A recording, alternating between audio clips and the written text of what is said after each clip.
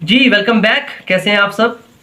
हमारी जावास्क्रिप्ट की सीरीज जारी है और आज हम बात करेंगे इवेंट्स के बारे में। जावास्क्रिप्ट में तीन तरह के इवेंट्स होते हैं, माउस इवेंट्स, कीबोर्ड इवेंट्स और विंडो इवेंट्स।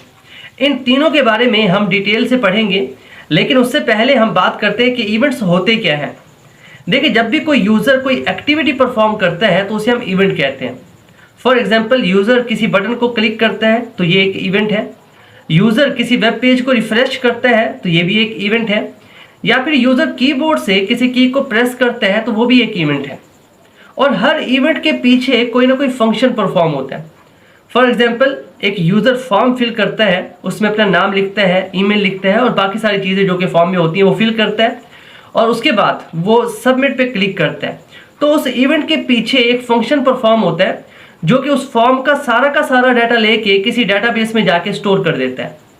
इसी तरह से अगर हम एग्जांपल लें स्टूडेंट्स के रिजल्ट की, तो जब भी कोई स्टूडेंट अपने रिजल्ट को सर्च करता है तो वो सर्च फील्ड में जाके अपना रोल नंबर लिखता है और फिर एंटर पे क्लिक करता है। और फिर होता क्या है, उस इवेंट के पीछे एक सर्चिंग का फंक्शन परफॉर्म होता है जो कि उसके रोल नंबर को सर्च करता है और जो भी उसका रिजल्ट होता है उसे लाकर दे देता है। तो इस तरह से हर इवेंट के पीछे एक फंक्शन परफॉर्म हो रहा होता है। अब ये तो वो इवेंट्स हैं जो कि यूज़र परफॉर्म करते हैं। कुछ इवेंट्स ऐसे होते हैं जो कि सिस्टम परफॉर्म करता है। फॉर एग्जांपल, आपका मोबाइल फ़ोन, उसकी बैटरी जब 15% या 10% से कम होती है तो मोबाइल आपको एक मैसेज शो कराता है, तो वो भी एक इवेंट है। या फिर कंप्यूटर के अंदर विंडो में जब भी आप कोई ऐसी फाइल डाउनलोड करते हैं जिसमें वायरस हो तो विंडो आपको एक ऑप्शन देती है, तो वो भी एक इवेंट है। या फिर विंडो में जब आप रिसाइज करते हैं स्क्रीन को तो वो भी एक इवेंट होता है। तो आई होप इतनी सारी डिस्कशन के बाद आप समझ चुके होंगे कि इवेंट होता क्या है। अब हम बात करते हैं इवेंट इंप्लीमेंटेशन के बारे में। जावास्क्रिप्ट में हम इवेंट को डिफरेंट मेथड को यूज करते हुए इंप्लीमेंट कर सकते हैं। सबसे पहले हम बात करते हैं इनलाइन इंप्लीमेंटेशन के बारे में। देखिए, जब भी हम अपने किसी भी इवेंट को HTML के अंदर इंप्लीमेंट करते हैं तो उसे हम कहते हैं इनलाइन इंप्लीमेंटेशन। तो चलिए इसे कोड करते हैं ताकि चीज़ें आपको ज़्यादा समझ में आए। तो यहाँ पर देखिए, हमने एक फाइल क्रिएट की हुई है और इसमें हमने लिंक की हुई है अपनी जावास्क्रिप्ट की फाइल। फिलहाल हमारी जावास्क्रिप्ट में कुछ भी लिखा हुआ नहीं है, हम HTML के अंदर सारा कुछ लिखेंगे। यहाँ पर हम एक बटन क्रिएट करते हैं और इसमें लिख देते हैं जी क्लिक मी। और यहाँ पर हम एक, जैसा कि हमने बात की इवेंट्स के बारे में, यहाँ पर एक इवेंट बनाते हैं ऑन क्लिक। काफ़ी सारे इवेंट होते हैं, हम इनके बारे में डिटेल से बात करेंगे। सबसे पहले हम बात करते हैं ऑन क्लिक के बारे में कि जब भी यूज़र इस पर क्लिक करे तो क्या होना चाहिए। तो हम चाहते हैं कि हमें एक मैसेज शो हो कंसोल में, तो console.log को यूज़ करते हैं और यहाँ पर जो भी मैसेज आप शो कराना चाहते हैं तो आप कर सकते हैं। अच्छा, यहाँ पर देखें, बाहर की तरफ मेरे पास डबल कोटेशन है, इसलिए यहाँ पर मैंने सिंगल कोटेशन का यूज़ किया अंदर। अगर मैं यहाँ पर डबल कोटेशन का यूज़ करूँ फॉर एग्जाम्पल, तो देखिए जैसे मैंने डबल कोटेशन का यूज़ किया तो हमारे पास एरर आ रहा है। तो इस बात का आपने ख्याल करना है कि अगर बाहर डबल कोटेशन है तो अंदर आपको सिंगल कोटेशन यूज़ करनी होती है। तो हम यहाँ पर सिंगल कोड का यूज़ करते हैं और यहाँ पर हम कोड नेटवर्क प्रिंट कराना चाहते हैं। चलिए जी, इतना सा ही कोड था, इसे सेव कर लेते हैं, रिफ्रेश करते हैं। तो यहाँ पर देखिए हमारे पास बटन आ चुका है और इसका आंसर क्योंकि कंसोल में होगा, हमने कंसोल का यूज़ किया, तो हम इंस्पेक्ट में जाते हैं और उसके बाद सीधा कंसोल में। अब यहाँ पर देखिए जैसे ही हमने बटन को क्लिक करना है, यहाँ पर हमारा कोड नेटवर्क जो हो वो शो होगा। देखिए मैंने क्लिक किया तो यहाँ पर कोड नेटवर्क आ रहा है। अगर मैं दूसरी बार क्लिक करूँ तो देखिए 2 बार हो गया। जितनी बार क्लिक करते जाएंगे इसके नंबर्स इंक्रीज होते जाएंगे।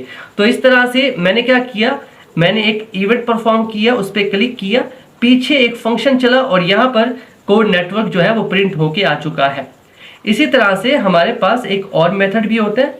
यहाँ पर मैंने ऑन क्लिक लिखा था, तो यहाँ पर हम DBL यूज़ करते हैं। DBL mean on double click. इसे सेव कर लेते हैं,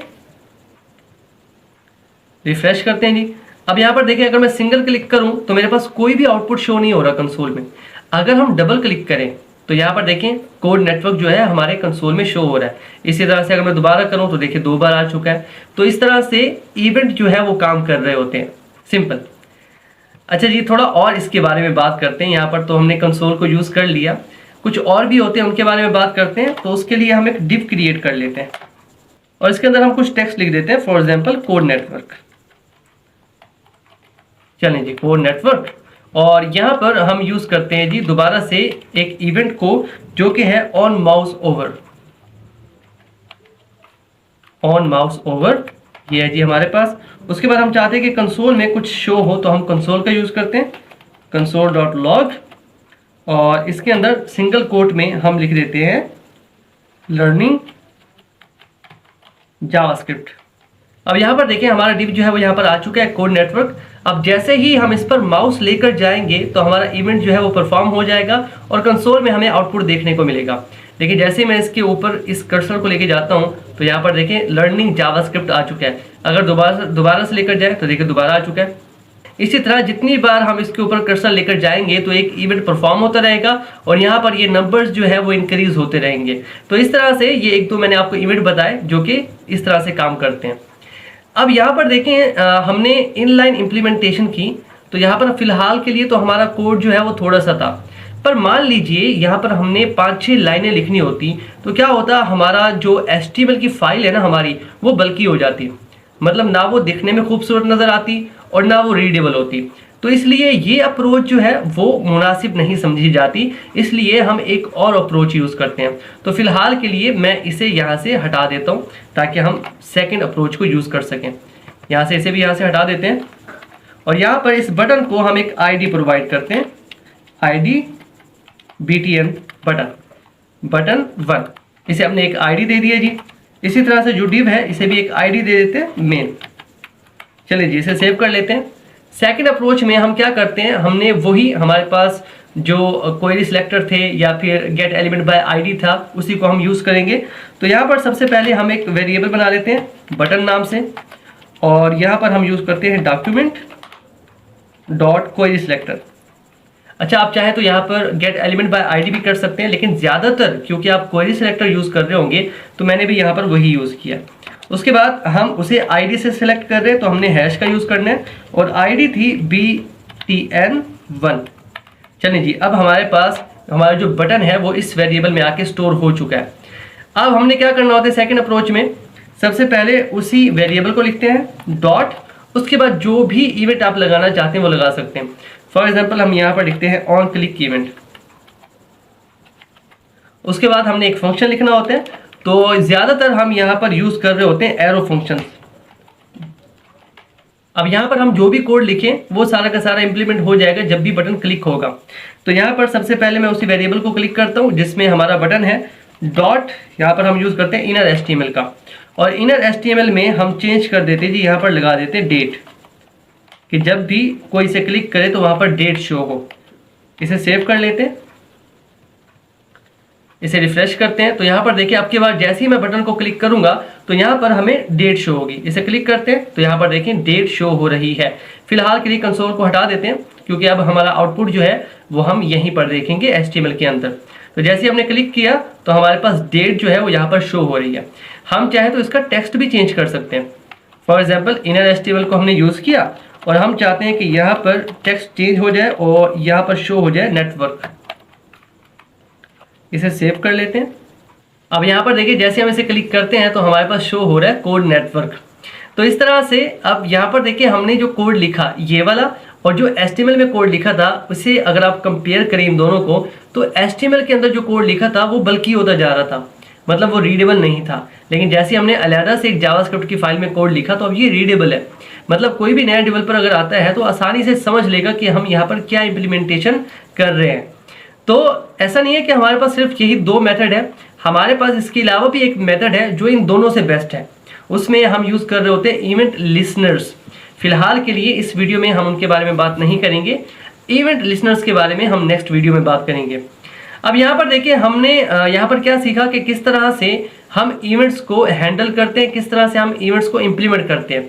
यही सबसे मेन टॉपिक है। अगर आपको इवेंट्स को इम्प्लीमेंट करने का तरीका आ गया तो आप बड़ी आसानी से उसमें चाहे तो CSS अप्लाई कर सकते हैं, आप चाहे तो उसमें जावास्क्रिप्ट लिख सकते हैं, या आप पे डिपेंड करता है। मेन जो काम है वो ये है कि आपको इम्प्लीमेंटेशन आनी चाहिए, सिंपल। अच्छा यहाँ पर एक और चीज़ मैं आपको दिखा दूँ। यहाँ पर हम दोबारा से ऑन क्लिक इवेंट लिखते हैं और इसमें हम कंसोल का यूज़ करते हैं दोबारा से, कंसोल डॉट लॉग, और यहाँ पर हम मैसेज प्रिंट करा देते हैं लर्निंग जावास्क्रिप्ट। इसे सेव कर लेते हैं। अब क्वेश्चन ये है कि हमने बटन को 2 बार इवेंट दिए हुए हैं, मतलब एक तो हमने इनलाइन यहाँ पर इवेंट सेट कर दिया है और एक हमने जावास्क्रिप्ट में इवेंट सेट किया हुआ है। अब क्वेश्चन ये है कि दोनों में से कौन सा रन होगा। यहाँ पर देखिए, दोबारा से ब्राउजर में जाते हैं, इसे रिफ्रेश कर लेते हैं और साथ ही में कंसोल विंडो भी ओपन कर लेते हैं। कंसोल, अब इसको क्लिक करते हैं और देखते हैं कि कंसोल में हमारा आउटपुट आता है या फिर एचटीएमएल में हमारा आउटपुट आता है। कंसोल में आया तो इट्स मीन जो एचटीएमएल के अंदर हमने इनलाइन इंप्लीमेंटेशन की वो रन होगी, अदरवाइज दूसरी होगी। तो जैसे क्लिक करते हैं तो यहाँ पर देखें कोड नेटवर्क लिखा आ रहा है। इट्स मीन अगर आपने इनलाइन इंप्लीमेंटेशन की हुई है और साथ में आपने जावास्क्रिप्ट में भी इंप्लीमेंटेशन की हुई है तो जावास्क्रिप्ट वाली चलेगी और इनलाइन इंप्लीमेंटेशन जो है वो स्किप हो जाएगी। इस बात को आपने ख्याल रखना है और ये इंटरव्यू में काफ़ी बार पूछ लिया जाता है। तो ये कॉन्सेप्ट भी आपका यहाँ से क्लियर हो गया। तो आज के लिए इतना ही। हमने जो कुछ आपको समझाया आपने खुद से इंप्लीमेंट करना है, चीज़ों को चेंज करना है। हमने आपको ऑन क्लिक, डबल क्लिक और माउस ओवर के बारे में बताया। कोशिश कीजिएगा कि खुद से भी आप कुछ एक्सप्लोर करें।